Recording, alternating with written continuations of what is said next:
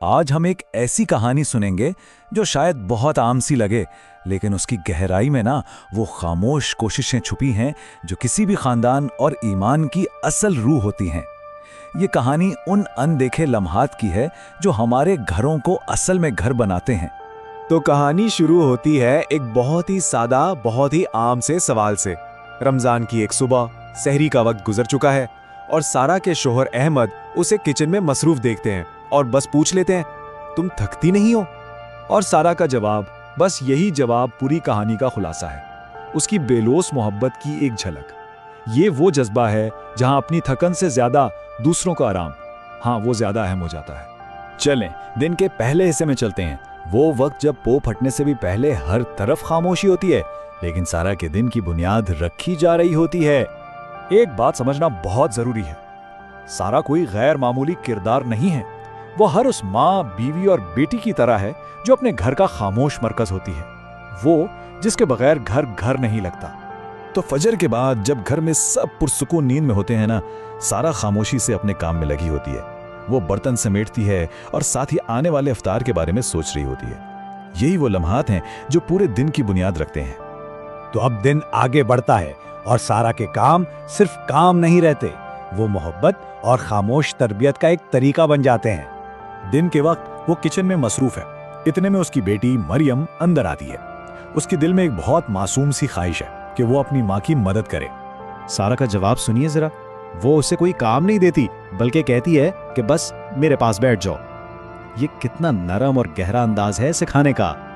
मतलब सारा के लिए सिखाने का मतलब काम बांटना नहीं था, बल्कि अपना साथ और मोहब्बत बांटना था।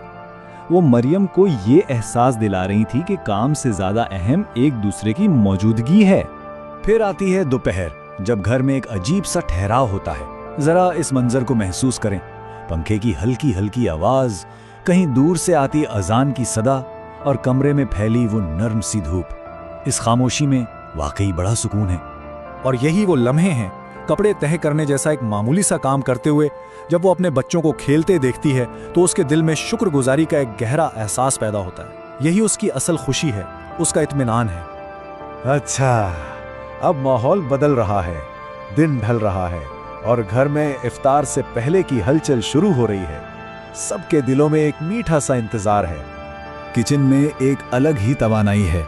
तेल गरम हो रहा है, ताज़ा पकौड़ों की खुशबू उठ रही है और बाजार से लाए हुए समोसे दस्तरखान की जीनत बनने के लिए बिल्कुल तैयार हैं। पूरा खानदान इस तैयारी का हिस्सा है।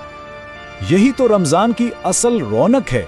मजेदार खानों की खुशबुएं, घर वालों की बातों की आवाजें और इफ्तार के इस लम्हे का मिलकर इंतजार करना, ये सब मिलकर एक ऐसा माहौल बनाते हैं जिसे भुलाया नहीं जा सकता।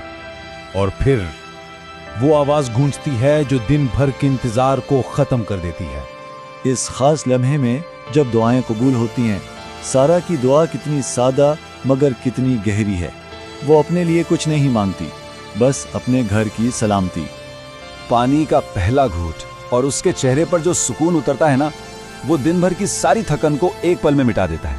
ये सिर्फ जिस्म की प्यास नहीं बुझाता, ये रूह को भी सैराब कर देता है। तो आइए अब इस कहानी के गहरे मतलब पर थोड़ी बात करते हैं, क्योंकि ये सिर्फ एक दिन की कहानी से कहीं बढ़कर है। रात में जब सब तरावीह की तैयारी कर रहे हैं, सारा किचन समेट रही है, लेकिन इसके चेहरे पर थकन नहीं, बल्कि एक अजीब सी खुशी और इत्मीनान है। ये वो खुशी है जो अपने खानदान की खुशी से जुड़ी है। और ये समझना जरूरी है कि ये सिर्फ सारा की कहानी नहीं है, ये अनगिनत लाखों घरों की हकीकत है, जहां एक औरत की खामोश मोहब्बत और कुर्बानी ही उस घर की असल ताकत होती है। और सच पूछे तो यही हमारी कम्युनिटी की असल ताकत है। ये उन्हीं छोटी छोटी मुसलसल किए जाने वाली मोहब्बत भरी कोशिशों पर खड़ी है जो अक्सर किसी को नजर नहीं आती। यही वो खामोश कान है जो मुआशरे की बुनियादों को मजबूत करते हैं। तो आखिर में ये सवाल जहन में आता है कि वो क्या चीज़ है जो एक मकान को, एक चार दीवारी को वाकई घर बनाती है। शायद इसका जवाब सारा जैसी लाखों खवातीन की इसी खामोश मोहब्बत और अनदेखी कुर्बानियों में ही छुपा है।